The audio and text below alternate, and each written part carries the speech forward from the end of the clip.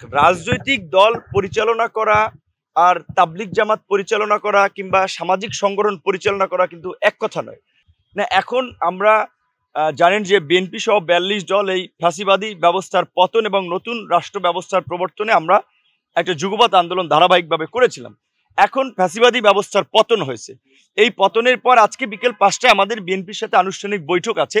সেখানে তাদের সাথে আলাপ আলোচনা, তাদের দৃষ্টিভঙ্গি, সেগুলোর বিষয়ে আমরা পর্যালোচনা করে আমরা পরবর্তীতে সিদ্ধান্ত যাব। কিন্তু ইতিমধ্যেই বিএনপির তৃণমূল পর্যায়ের নেতাকর্মীদের কাছে আমাদের নেতাকর্মীরা যে আচরণ এবং নিগ্রহের শিকার হচ্ছে সেটা কিন্তু অত্যন্ত উদ্বেগের।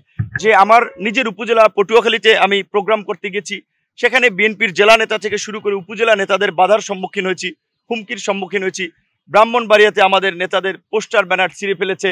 ব্রাহ্মণবাড়িয়াতে আমাদের নেতাদের উপরে আমাদের নেতাদের উপরে হামলা করা হয়েছে। আমার কেন্দ্রীয় আইন সম্পাদক ঢাকা জেলার, তাকে আপনার বিএনপি নেতারা এই ঘটনার সংশ্লিষ্ট মামলায় আসামি করেছে এবং নীলফামারীতে অফিস নিয়েছে।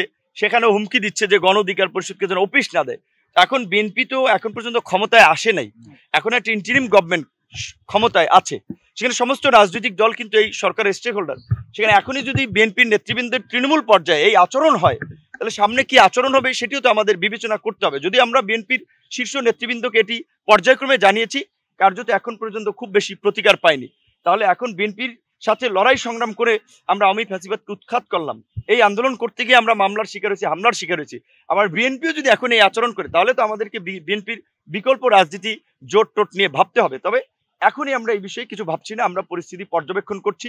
আমাদের বিদেশি বন্ধুদের সাথেও সম্পর্ক উন্নয়নের পাশাপাশি দেশের জনগণকেও আমরা আমাদের যেই ইতিবাচক দাবি ছিল যে রাষ্ট্রের সংস্কার, একটা নতুন রাজনীতি, একটা নতুন পরিবর্তন, সেই জন্য জনগণের এই যে যারা আপনার চাঁদাবাজি করছে, এখন দখলদারি করছে, নতুন করে একটা আধিপত্য বিস্তারের চেষ্টা করছে, তাদের বিরুদ্ধে জনগণকে কিভাবে সংগঠিত করে আওয়ামী লীগের মতো তাদেরকে উৎখাত করা যায়, সেটাই আমাদের এই মুহূর্তে লক্ষ্য এবং উদ্দেশ্য। সেই জন্য জনগণকে সংগঠিত আমরা করে যাচ্ছি এবং আজকের বিএনপির সাথে এই অফিসিয়াল আলাপ আলোচনার পরে সিদ্ধান্ত হবে আমরা বিএনপির সাথে আগামীতে আমাদের রাজনৈতিক সম্পর্কটা কি হবে। রাজনৈতিক দল পরিচালনা করা আর তাবলিগ জামাত পরিচালনা করা কিংবা সামাজিক সংগঠন পরিচালনা করা কিন্তু এক কথা নয়। রাজনৈতিক দল পরিচালনায় সেই ধরনের একটা কাঠামো থাকতে হবে, নেতৃত্ব দেওয়ার মতো দক্ষ দূরদর্শী নেতা থাকতে হবে। এখন আমাদের এই ছোট ভাইরা বৈষম্য বিরোধী আন্দোলন যারা করেছে, ধরেন দুইজন উপদেষ্টা দুইজনই তো ছাত্র অধিকার পরিষদের নেতা ছিলেন। নাহিদ আমার সাথে সংস্কৃতি সম্পাদক পদে ডাকসুতে নির্বাচন করেছে, ছাত্র অধিকার পরিষদ করেছে। আসিফ ঢাকা বিশ্ববিদ্যালয়ের সভাপতি ছিল।